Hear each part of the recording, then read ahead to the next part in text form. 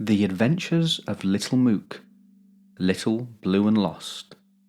Written and illustrated by Wayne Hudson. This story is for my son Jude and all the other adventurous children of the world. Chapter 1. Once upon a not so long ago, there was a penguin who went by the name of Little Mook. And I am sad to tell you that he was lost.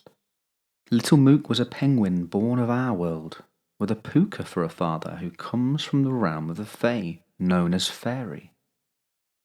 This is a mystical world that exists alongside our own, a place full of magic and natural wonder.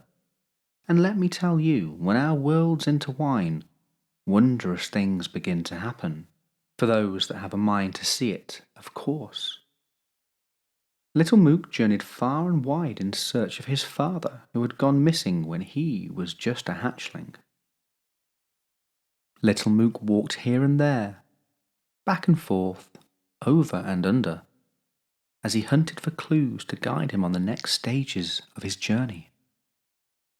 Eventually the trail had turned cold, and the little penguin did not rightly know which way to turn next, having been wandering for more days than he could count. In spite of the situation he found himself in, our eponymous hero strived to find a way to keep going, as every good penguin should. He sought a way not just into Faerie, but to the deepest reaches of that magical world, a dark, mysterious and chaotic void, known as the Neon Wilderness, for he had heard that the puka, his long-lost father, had cause to travel that way on a dangerous quest. It was rumoured that along the way he had fallen foul to a demon, and Little Mook feared over what may have become of him. He knew that if he could only find some of the fairy folk that lived in our world, who had thus far eluded him, he might be able to learn more about the magical realm, and maybe, just maybe, he would be able to find a way to rescue his father. Whilst on his wanderings, Little Mook passed into Devon.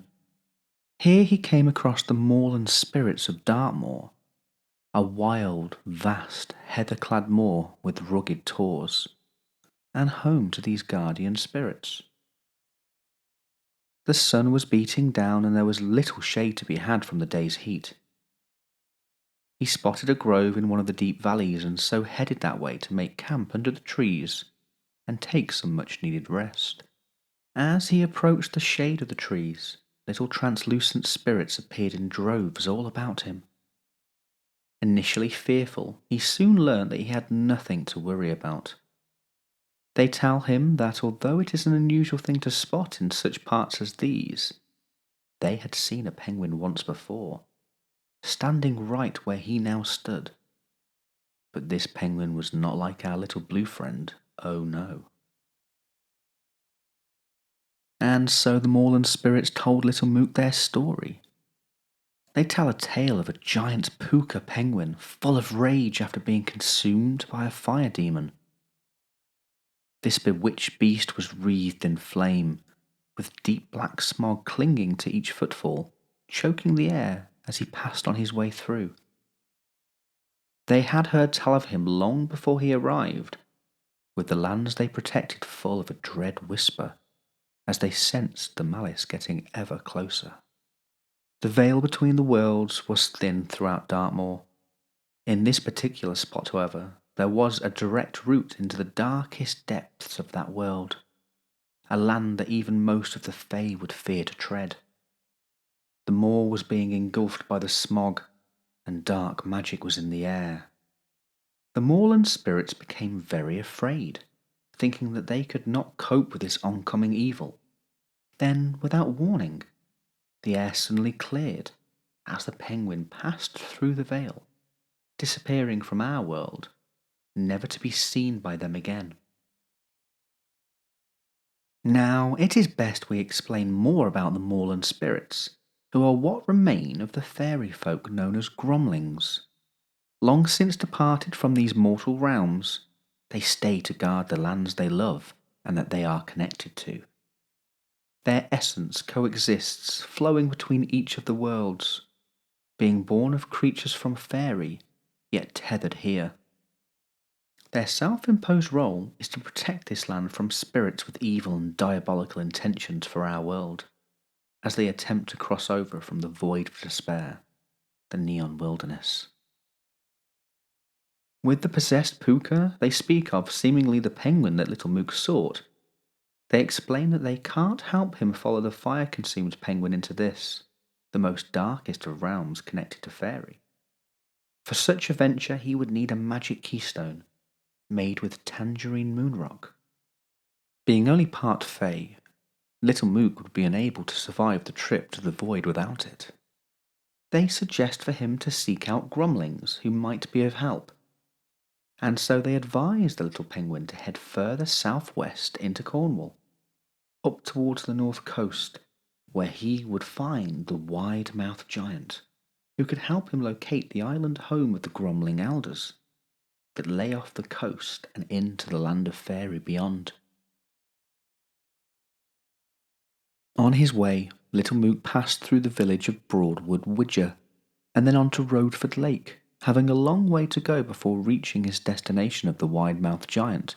The penguin was feeling the need to be around water.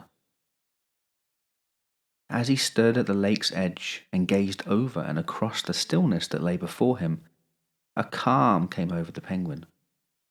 Taking in its majesty, wondering what secrets might lie below its depth, he didn't have the time right then not to go for such an exploration, but made a promise to himself to come back this way later and explore. Little Mook had a feeling deep down inside that the lake held secrets to uncover. On the coastline of Cornwall, Little Mook found Widmouth Bay and the wide-mouthed giant of Blackrock. The giant and his stone-grumbling pal told of the mysterious island of Nabutu, which would be Little Mook's next step on his adventure. Little Mook learnt there are grumlings throughout Devon and Cornwall as well as in Faerie. These grumlings have strong connections with nature, as they live in ecological harmony and help protect the natural wonders that they have close ties with. Little Mook is told to keep an eye out for them, as grumlings can be found in the most unlikely of places, and that he may have unknowingly passed them by. Both the giant and the stone grumbling advised that he should indeed speak to the grumbling elders, as they held secrets of both this world and of Faerie, though in order to do so, he had a battle ahead of him. Little Mook looked out across the Celtic Sea, which appeared vast to such a little bird. He knew that this particular stretch of water would lead him into a new dimension, and he wondered if he had the strength and courage to make it all the way across and into another world, a world he had dreamed of exploring since he had first begun to dream. This little penguin was part Fae, so he knew he could get there, but he was born in this world, which made this his first trip across the border. Penguins are great swimmers, and Little Mook loved the water, but he had never dared to cross such a sea as this before.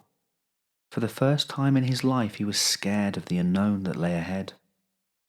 He did as the wide-mouthed giant and stone grumbling had told him, and waited for the sun to set and the moon rise, as it was only here, under moonlight, could you pass into the realm beyond, for that is where, in these parts, it is said that the Faerie realm lies, somewhere between Cornwall and the moon. With the sun gone from the sky above, and the ocean before him now bathed in moonlight, the diminutive penguin dove into the water, breaking up the reflection of stars that shimmered on its surface. Little Mook swam with all his might as he battled the waves and crossed into the land of Faerie. There are many ways to move between our world and the Faerie realm, and this was only one such way in. If he could get there, then at last his adventure would truly begin. This positive thought gave him courage as he swam on, fighting the increasingly ferocious storm that raged on into the night. Little Mook felt the water around him change, settling down and becoming warmer, and he knew that he had made it across. He was tired, but with his remaining strength he managed to swim to an island that he saw off in the distance, hoping to find safety and a place to rest. Chapter 2. Little Mook had met many wonderful folk in his time, and whilst on this adventure he would meet many more, but maybe none as important as this next one. After washing up on the shore of a small island, in no time at all the penguin began to regain his strength. The ocean had been fierce and the battle hard fought, and so, after a short rest, being keen to continue on, he made his way inland, where he could see beautiful light shining in the faint glow of the moon as the evening began to set in. And there, underneath the mythical rainbow tree, bedazzled by the bright lights all around and above him, Little Mook met Mango the Gromling. The penguin told Mango of his journey and how he ended up on the island, and so was taken to meet the rest of the Gromling clan. Gromlings share descendants with a common ancestor of the Cornish pixie, and therefore are distant cousins. The forefathers of these Gromlings had given up the blue pisky life and eventually found delight in the art of surfing. On their island home, they relaxed, surfed the local waves, and took in the sun, absorbing the rays that over time turned their ancestors yellow. Gromlings, like all creatures, evolved over time. Having an affinity to nature, many Gromlings had evolved in relation to their environment and could be found all over our world and within Faerie. This made Little Mook think of the stone Gromling he had met sitting atop the wide-mouthed giant. When the Gromlings had a mind, they would journey back and forth under the light of the moon, enjoying a diet of pasties, ice cream and fudge, which are a Gromling's favourite food. With the help of Mango and his new Gromling pals, Little Mook planned his next move. They surfed and swam together and in no time at all became great friends. Miso, the island's resident board shaper, watched with wonder as the penguin surfed. She took notes on how he glided effortlessly through the water, thinking how she might apply what she saw on her next board, one that Miso was even now dubbing the Penguin. During these fun-filled days, Little Mook learnt that the island of Nabutu was part of an archipelago, and home to many a gathering of Gromling. The chief elder and his son had ventured out on a task on behalf of all the islands, leaving Mango in their stead, meaning they would not be around to give the wisdom that Little Mook was in search of, and it was unknown when they might return. And so Mango pondered on how to best advise Little Mook. Should he wait for the return of the chief elder, or should he continue on his quest? In the end, Mango took him to speak to Kenzo, who was one of the most well-travelled of all the Gromlings on Nabutu, often heading out in search of new waves to ride, being consumed with wanderlust. He was also very brave and wise, not to mention a dragon surfer, knowing much of the magic of the rainbow tree.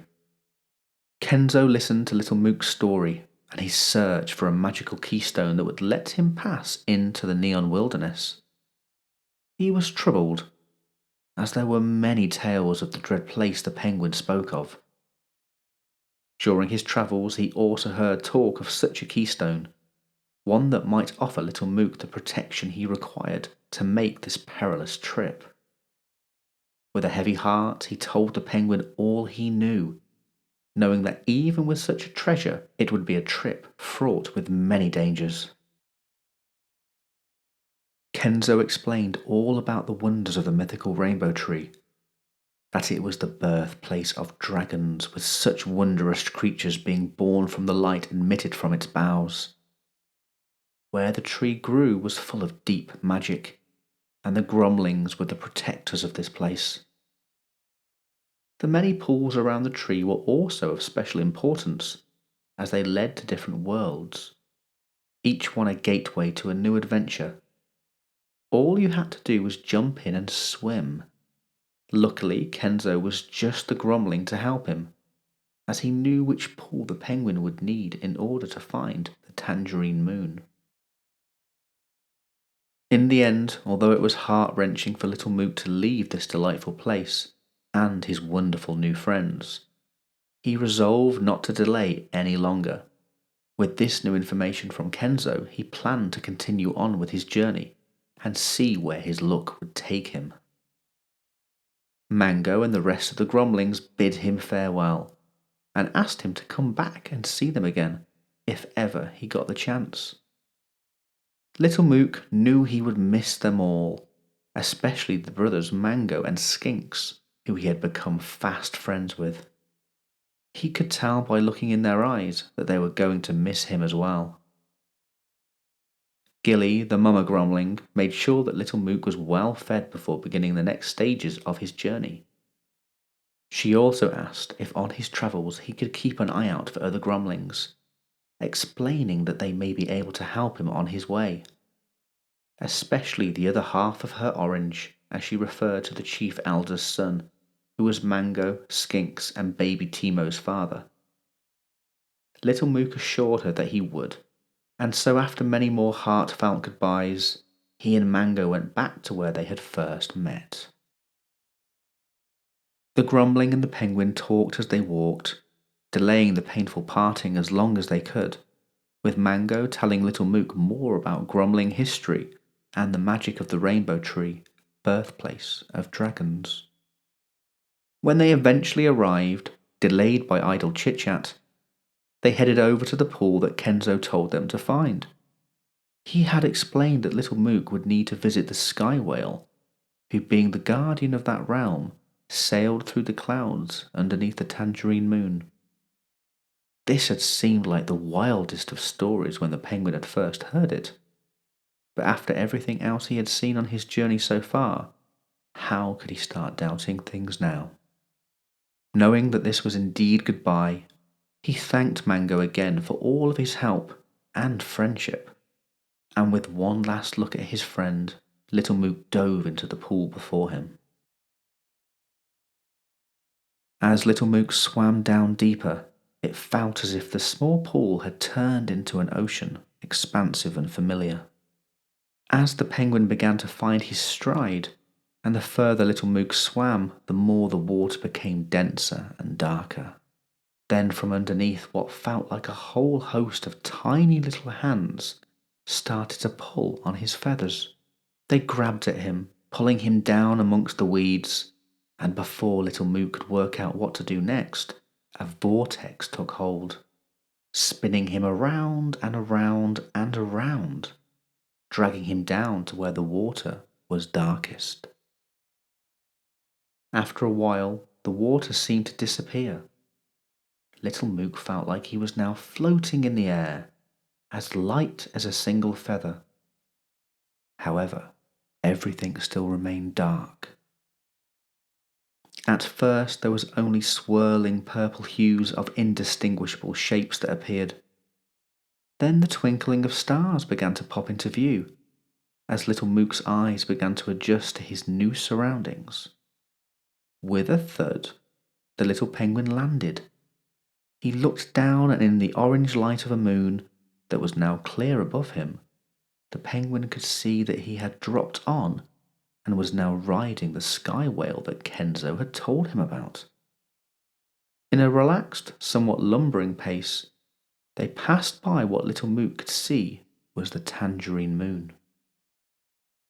The sky whale was not put out in the slightest at a penguin from another dimension, falling out of thin air and landing on its head. He had met the occasional Grumbling or other traveller that had passed through his realm, always being glad of the company. The whale, whose name was Mobius, listened intently as Little Mook told him why he had travelled all this way and what he was in search of. Mobius explained what was needed. It was not just a piece of rock from the Tangerine Moon. It needed to be a piece that had fallen freely, and for it to have protective magic, it could not be taken by force.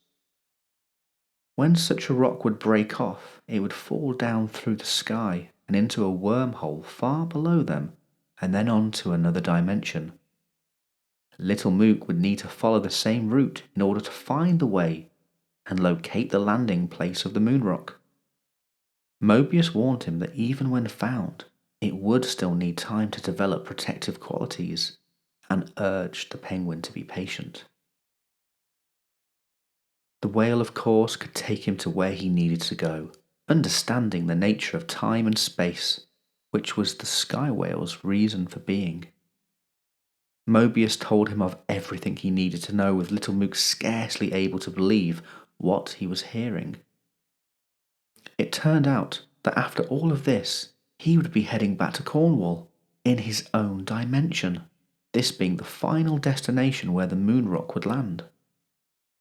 Mobius explained that there were many other wormholes in his realm, and that these would lead to all sorts of wonderful destinations. It just so happened that the moon rock always fell through this particular one. What a stroke of luck, thought the penguin. Then again, he had made it this far, and so possibly he had played a part in making his own luck happen. The sky whale flew down through the vast sky and eventually told Little Mook that they had reached the spot. Mobius dropped the penguin without warning, calling "Goodbye" from now far above. The now familiar rushing feeling that he had felt while battling his way to Nabutu, and then later swimming through the portal pool, engulfed him. And Little Mook came crashing down to earth with a bang. Chapter 3. Picking himself up from his landing place in a patch of tall golden brown grass, Little Mook looked around at the wide expanse of moorland lying before him.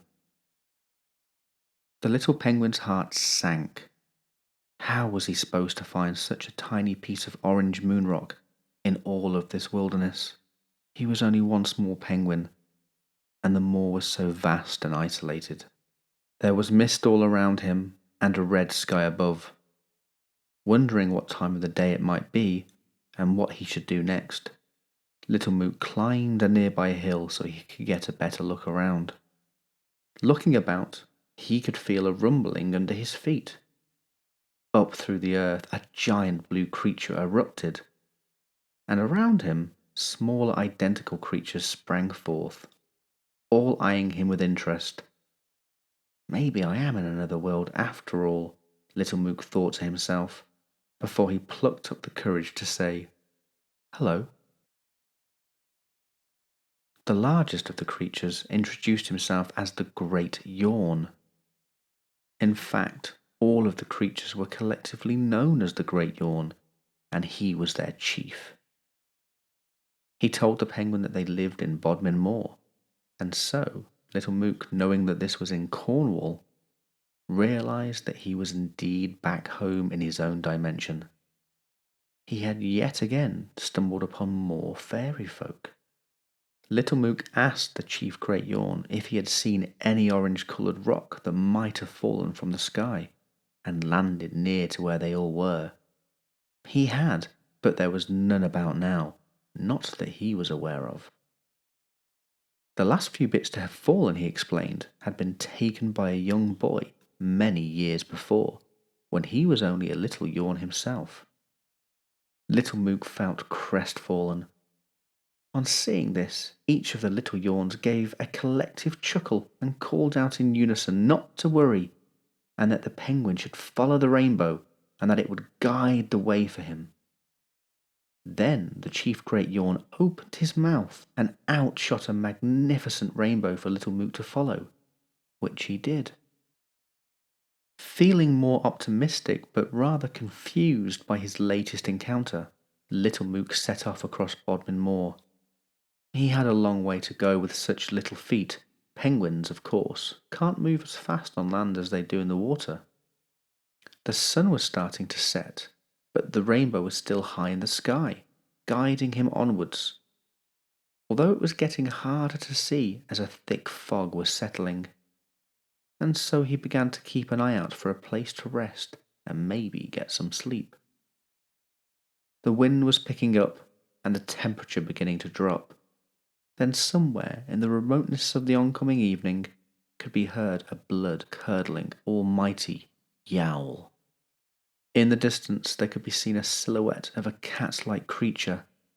Fearful, the penguin wondered if this was the beast of Bodmin Moor that so many tales told of. Little Mook had nowhere to run. The beast drew closer. However, as it approached, the penguin saw that it was no beast at all. It was in fact a fairy spirit called a Marmaduke, the last known of his kind. On top of this rather friendly and jolly creature rode a Cornish imp, holding an acorn. The Marmaduke lived on the moors, and was no doubt responsible for the many reported sightings of what people referred to as the Beast of Bodmin. And likely it did not help that this small orange fairy cat had a cry that would curdle milk. It unintentionally seemed to frighten everyone off, for it was how he liked to call out in excitement whenever he met new people. Most folk had longer legs than the penguin, and so were able to take off over the moors before they had a chance to see him up close. You see, the Marmaduke was taking his friend the imp all the way to Launceston Castle for a meeting of local fairy folk. As they were heading in the same direction as Little Mook's rainbow, they offered to accompany him on the road, with the Marmaduke even suggesting that in order to speed things along, the penguin could ride upon his back for part of the way. The meeting that the imp referred to as the Lance and Moot was also the destination of other fairy folk they met along the way. As they drew closer, they were hailed by a gathering of grass, thorny and brambleberry gromlings that all lived along the local country hedgerows and were travelling the same way. A short while later, still following the rainbow, they all closed in on Launceston Castle.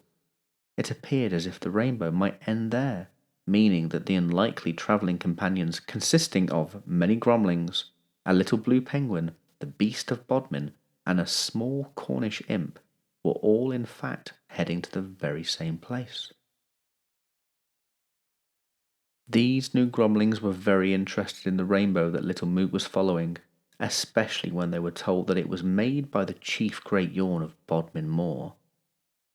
The purple brambleberry gromling introduced herself as Kia, being knowledgeable in such things. She explained that the Great Yawn were oracles and they would often guide travellers on important quests. Along trooped this merry band of companions, following the rainbow all the way to the castle, with Little Mook feeling extremely happy that he had met more gromlings, and wondered how Mango and the rest of the clan on Nabutu were getting along, and if the chief elder and his son had arrived back yet. Part of the route that the companions were following was known as the Zigzag Path. This pathway led up, down and around through the town of Launceston, passing many more fairy folk as they went. The grass and thorny gromlings said hello to a few as they walked on by, with Kia the most chatty, hailing each new gromling they passed, seemingly knowing them all. And there were many along the way, so many that Little Mook began thinking that they were also walking a gromling trail, with Launceston clearly the home to many a gromling. Most they passed wished them well, and some even asked for an update on the moot when they travelled back through. Little Mook marvelled to himself at the amount of gromlings and other fairy folk he had come across of late. He had been searching for so long, and now everywhere he seemed to go, there were more and more. He was fascinated by this turn of events. He felt a change in himself and sensed the magic in the air that had been missing from his life for so long. They were not far from the castle now, and the excitement and anticipation seemed to be growing. As they walked over a small hill along their path, Little Mook let out an audible gasp. In front of them, standing aloft a grand hotel, was a magnificent, giant, two-headed eagle. Kia turned to him laughing. "Quite the sight, aren't they?" she said. Then explained that their names were Migaturn and Migaturness, the king and queen guardians of Llanstefan and the surrounding area. They lived at Eagle House, which was the building they were towering over. Little Mook asked how he was able to see all of this.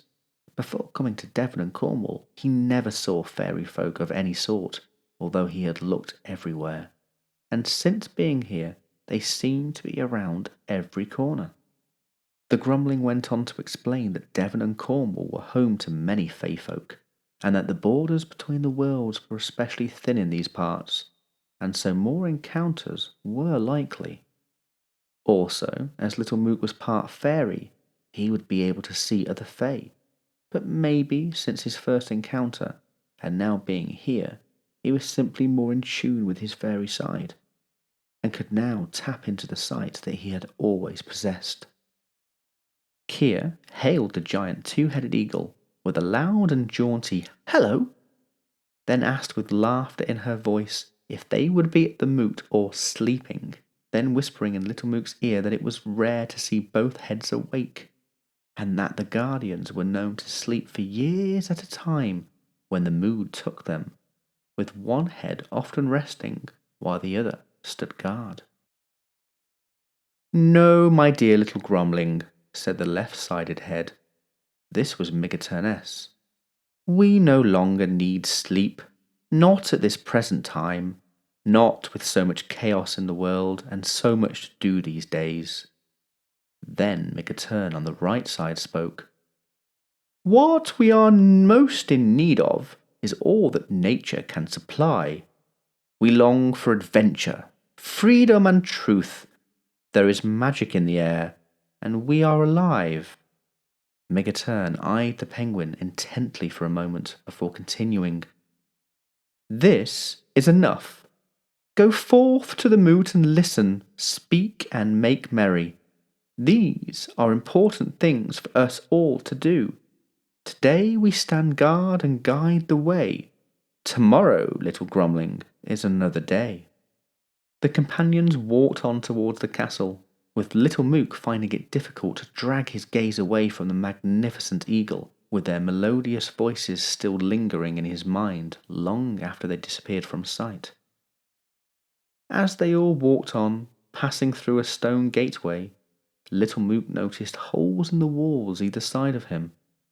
Contained within the darkness of many could be seen blinking eyes, belonging to unseen creatures in the dark. Little fairy books emerged from others, eyeing the companions with curiosity.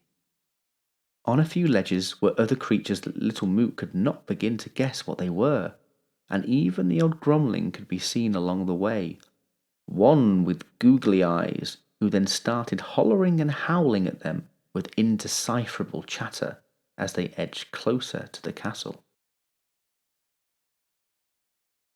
Chapter 4. They were fast approaching the castle now, and Kia began telling Little Mook that the moot was indeed being held here, but that it was the sister castle, a sort of shadow twin laying within Faerie, that they would need to reach. At first the penguin was puzzled, as he had watched everyone searching at the foot of the hill. It seemed that the entrance was in a new place each time the moot took place, and so would need to be found. Before too long the grass grumbling shouted in excitement, and then disappeared into thin air. The thorny grumblings and imp riding on the Marmaduke ran to the same place, also vanishing. Little Mook alongside Kia walked towards the same spot, till they saw a wispy shimmer hanging in the air. They stepped forward, and everything around them turned white. Once the mist that now surrounded them had cleared a little, the group could see that they were still walking towards Launceston Castle, it now high in the sky, floating amongst many clouds. As the penguin wondered how they would make it up there, 2 dragons came flying around each side of the castle and swooped down towards them at breathtaking speed. More dragons followed, each picking up one of the travellers in turn, before heading back around towards the castle in the sky. A bright orange one headed towards Little Mook, telling him to jump on his back, which he did. The dragon shimmered with the same light as the penguin had seen coming from the rainbow tree back on Nabutu. And indeed, this was one of the light dragons born of that tree. His name was Valen. No sooner had Little Mook jumped on, Valen took off, soaring and swooping through the clouds and around the castle. Little Mook and Valen dove in through the open roof to where a great congregation was taking place, in a room that belied the size of the castle from the outside. At the Lance and Moot there were many more types of grumblings to be seen, but as with the case of the imp that had joined Little Mook, there were also many of the kinds of fairy folk present here. Even a few Cornish pixies were buzzing about and causing mayhem in the back rows. Some gnomes were grumbling and trying to find a place to sit, wanting to be towards the front and in the thick of the action. There were goblins, knockers, a few ghouls, even the odd down-to-earth troll were present. There were nymphs and satyrs, dryads and naiads, many a faun and different talking beasts. There was a booker, a spriggan, and even a green man or two could be spied taking up positions before proceedings began. And this was only to mention a few of the amazing fairy folk present. The penguin had somewhat unwittingly stumbled upon the largest meeting of Fae in a generation. As Little Mook settled into his new surroundings, he watched more colourful dragons as they flew through the air, dropping off newcomers.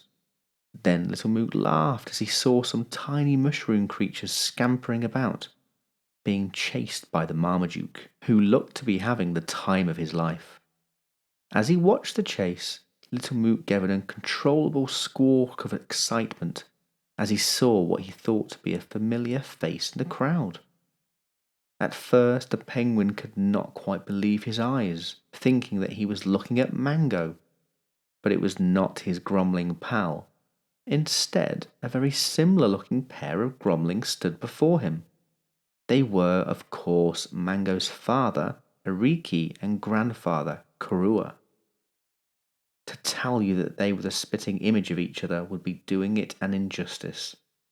The only difference that stood out to the penguin was that each had slightly longer ears the more advanced in age they were, and in the case of Kurua, the chief, some wispy greying hairs, as well as being a little more stooped with age and rounder in the belly. They were overjoyed to meet Little Mook, being extremely interested to learn of his tale and that his adventures had already led him to Nabutu. This, of course, was the reason for them leaving their island, to attend the Lantern Moot. The moot began, with Kurua beginning proceedings. He stood on a ledge in front of an open window that looked out on breathtaking scenery beyond the castle grounds. The penguin sat back and took it all in. He listened and learnt so very much about the goings-on of the Fae in our world and, of course, in Faerie. After Kurua had finished, many more stepped up to talk and tell their stories. There was a growing mood of discontent among the Fae.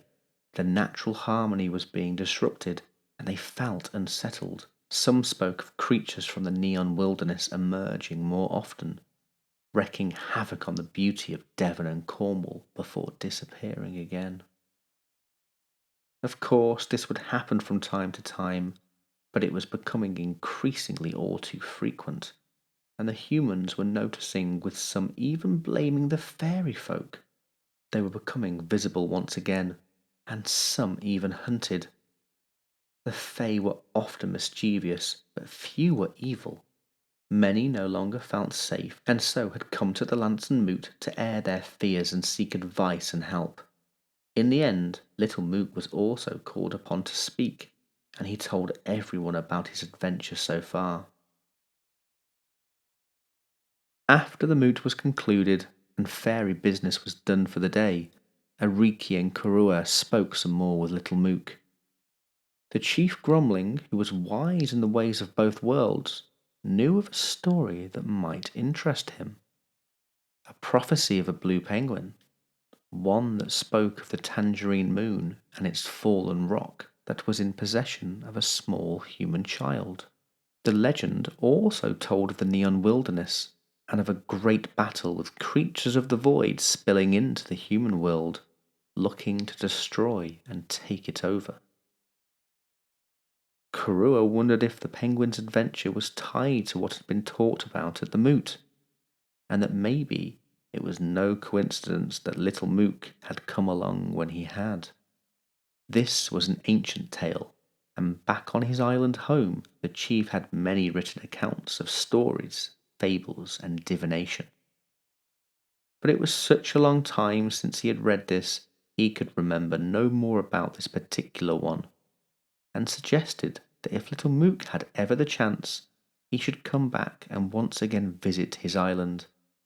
This idea gave the penguin much joy, and he was extremely tempted by this plan. At that moment, a friendly forest grumbling called Causwick, who had listened intently when Little Mook had told his story in the congregation, overheard their talk.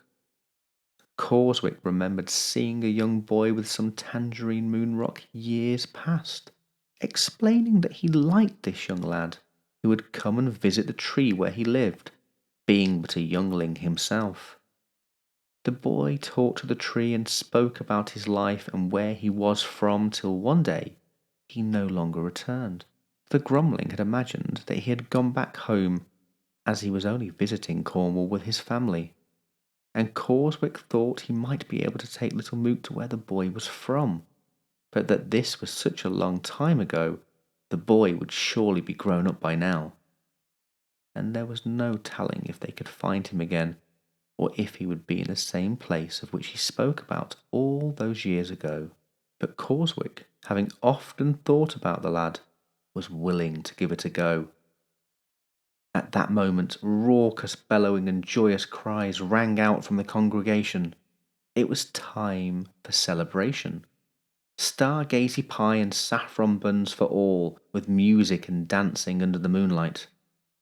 Causwick told Little Mook to think about his offer, and explained that he would be leaving long before first light, with his business being concluded, and the penguin was welcome to join him should he wish. But for now it was time to relax and make merry. Little Mook had himself a fun evening under the stars, as all that had gathered for the Lance and Moots celebrated late into the night. He had a tough choice, as he wanted very much to return with Ariki and Kurua, but they still had many weeks ahead of the moot to go, for there were still stories to be told and decisions to be made. So Little Mook decided to take Causwick up on his offer, vowing to return to Nabutu when he could. He said goodbye to his travelling companions and all the fairy folk he had met that day, and went to find the forest grumbling. Causwick explained that they would be travelling by tree, with Little Mook intrigued to find out more. They left the festivities and headed back to Launceston through the shimmering gateway and past the great two-headed eagle, on towards the tree that he lived in. Walking together, with the sun yet to rise and a faint chirping of birds beginning to let them know that morning would soon be upon them. Finally, they both arrived at Causwick's home, a tree that would also allow them to access what was known as the Grumbling Network. Causwick explained that all living things were connected, and in the case of trees, many of the oldest and wisest by deep roots. This connected network of tree roots allowed grumlings and some other fairy folk to travel around the country. Grabbing hold of the little blue penguin by his flipper, he pulled him through a door that had opened up before them in the magnificent tree, and they were off on the next stage of Little Mook's adventure. Little Mook was still little and blue, however, he now had purpose, and so the penguin no longer felt lost. The end, for now.